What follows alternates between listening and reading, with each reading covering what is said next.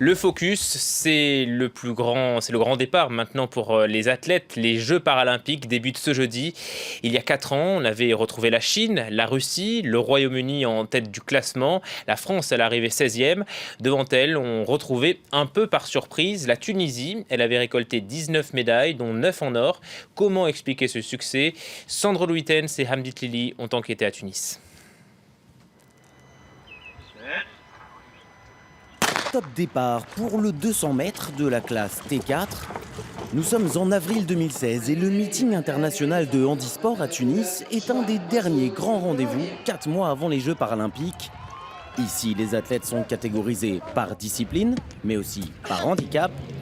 Et les stars de la journée, ce sont les enfants du pays. Très bien, Moula, très bien. 5e au classement mondial, l'athlétisme handisport tunisien rafle tous les titres et fait bien mieux que les athlètes valides du pays. Parmi les nombreux champions paralympiques locaux, Heneya Ayadi détient le record du monde au lancer de javelot. J'ai pris goût aux médailles. Je ne veux surtout pas me reposer sur mes lauriers. Je veux être au top dans tout ce que je fais. Avant, j'étais valide, j'étais bien. Alors pour moi, me consacrer au sport, ça a vraiment changé ma vie.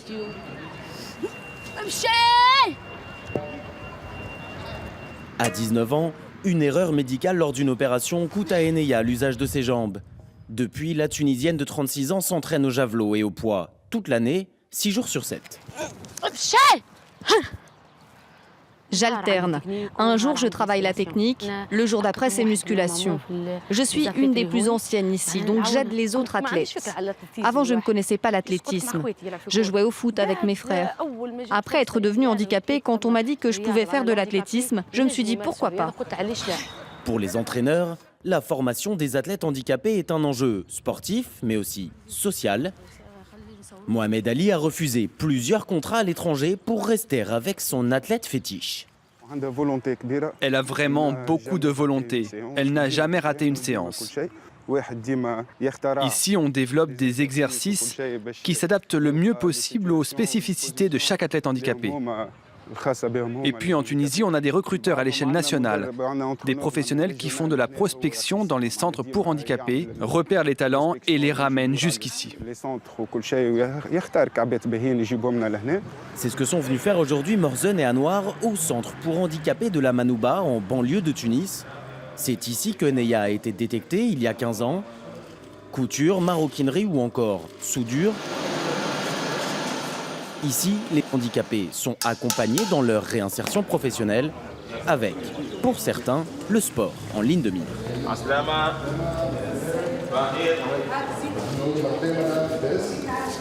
Je suis un classificateur de handicap moteur.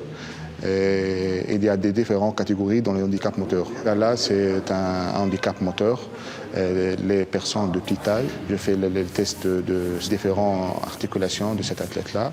Je fais les mesures là, des 2 bras et les mesures de son taille en position debout.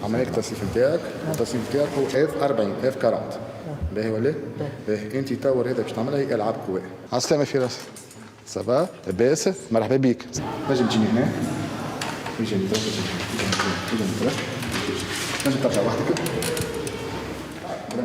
Avant son accident, Firas faisait de la course à pied et de la boxe américaine. Aujourd'hui, sa classification handicap, c'est T54.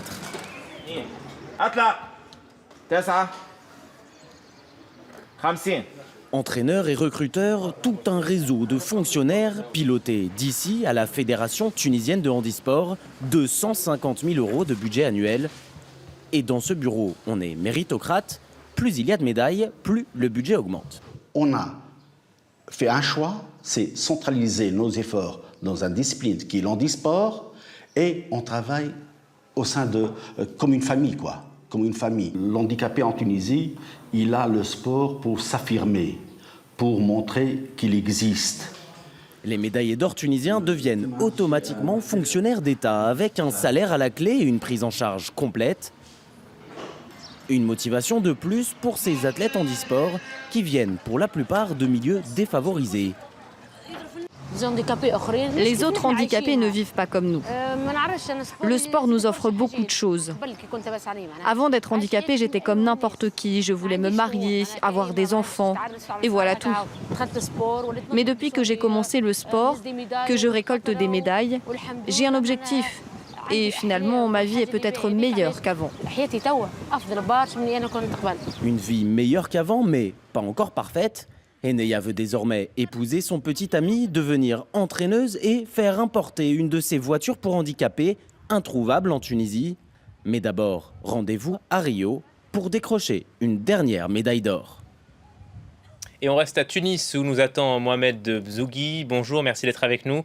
Vous êtes président de la Fédération tunisienne des sports paralympiques et handisport. On vous a vu dans le reportage.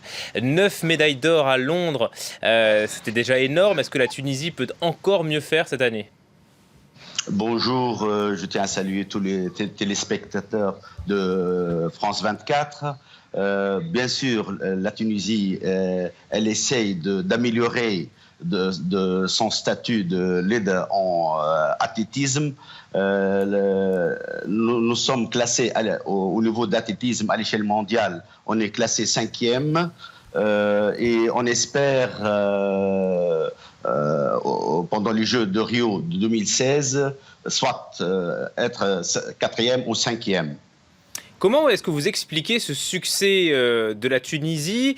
Il y a le talent des sportifs, bien entendu, mais il y a aussi la volonté politique, il y a des structures, un suivi. Bon, la volonté, c'est un choix. C'est un choix. Nous avons un budget bien précis, c'est-à-dire le budget octroyé par le ministère tutelle, qui est le ministère de Jeunesse et Sport. Malheureusement, on n'a pas des sponsors comme d'autres fédérations. Donc, mais on a essayé d'orienter nos efforts dans le domaine d'athlétisme. Dans le domaine d'athlétisme, on a essayé de former, c'est-à-dire en partant de la base, quoi. C'est-à-dire on a formé des classificateurs, on a formé des entraîneurs qualifiés. Donc tout ça pour améliorer l'handisport en Tunisie. Et à l'échelle mondiale, comme vous le savez, maintenant on est classé 5e. On espère améliorer ce classement, mais on espère quand même aussi développer d'autres sports, tels que le boccia, tels que le goalball, le football à 7. Toujours, ce sport, il reste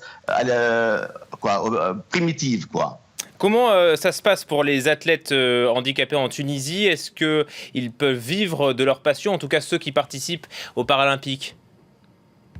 Bon, les athlètes qui sont qualifiés aux Paralympiques, ils ont suivi des stages à l'étranger, ils ont suivi des stages en Tunisie, ils ont un certain suivi scientifique, ils ont pratiquement, on a essayé, la fédération, elle a essayé de mettre le paquet pour améliorer le résultat. Bon, ils ont l'avantage, c'est-à-dire les médaillés, les athlètes qui vont être médaillés aux Jeux paralympiques, l'État ils ont la possibilité d'avoir un titre d'animateur sportif.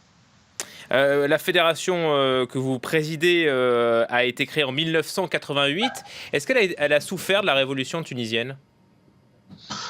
Non, pas vraiment. Pas vraiment, c'est-à-dire on a dans la continuité, on a travaillé dans la continuité. Il y a un bureau qui était avant moi, on a essayé d'améliorer. Il faut avouer que l'ancien bureau, il a fait du bon travail, et nous autres, on a essayé d'améliorer pour pouvoir pour récolter des bons résultats. Donc, sincèrement, au niveau de la révolution, on n'a rien ressenti. Par contre, ce que je lance un appel aux autorités, c'est de prendre en charge l'handisport en général, car il souffre encore. Il y a des améliorations, on a dit, il y a des améliorations, mais quand même, il souffre encore, il manque des moyens, quoi. Alors, quel verdict, alors que les Jeux paralympiques s'ouvrent ce soir ? Combien de médailles ? comme je viens de vous dire, normalement, on espère être le 4e ou 5e à l'échelle mondiale, mais je laisse la surprise, le nombre. On vous suivra. Merci beaucoup, Mohamed Mzougui, d'avoir été notre invité, président de la Fédération tunisienne des sports paralympiques et handisport. Bonne chance donc à tous les athlètes. On marque une courte pause et on se retrouve pour le journal. À tout de suite.